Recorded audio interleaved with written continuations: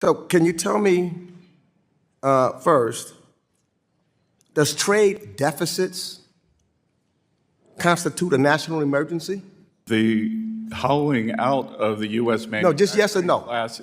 Yes or no? Yes or no, It's a sir. national emergency, sir. It does. It does.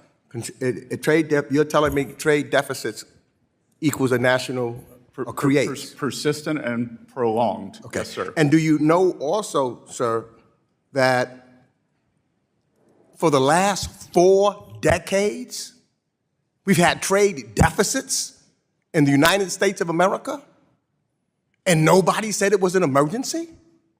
Democratic and Republican presidents? You know what that says to me?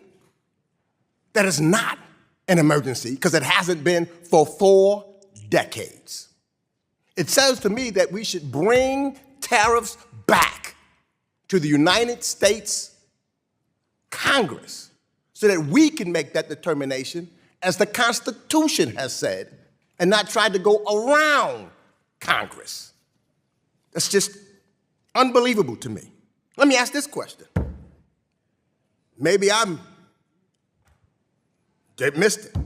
Who was the president and who has been the president since January 20th, 2025? Donald J. Trump. Okay. And who was the president in 2024? One believes President Biden. One believes? You one of those non-believers that the election, the American people didn't vote? I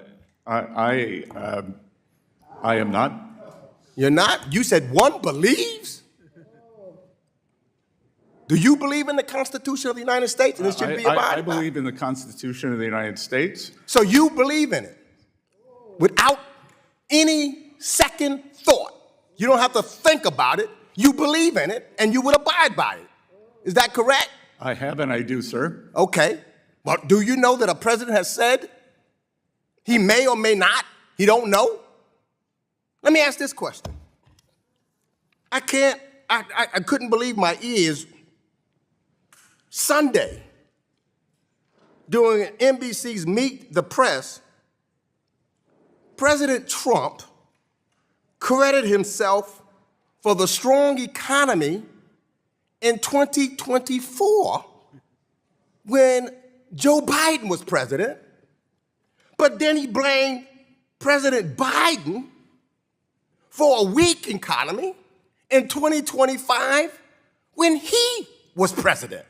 Now, I'm not so sure how the American people puts that together. In 2024, strong economy, he tries to take the credit. In 2025, when he's the president, he blames Joe Biden. That doesn't make sense to me. I don't think it makes sense to most Americans. And I hope, Mr. Secretary, you're a businessman, it doesn't make sense to you either. It can't possibly make sense to you. The United States or didn't pay its debt or something like that, we'd be very upset about that if we couldn't pay our debt. I mean, that's one of our focuses. Is that not correct? Sir, the United States will always meet its debt obligations. Always. Well, let me ask you this. Donald Trump,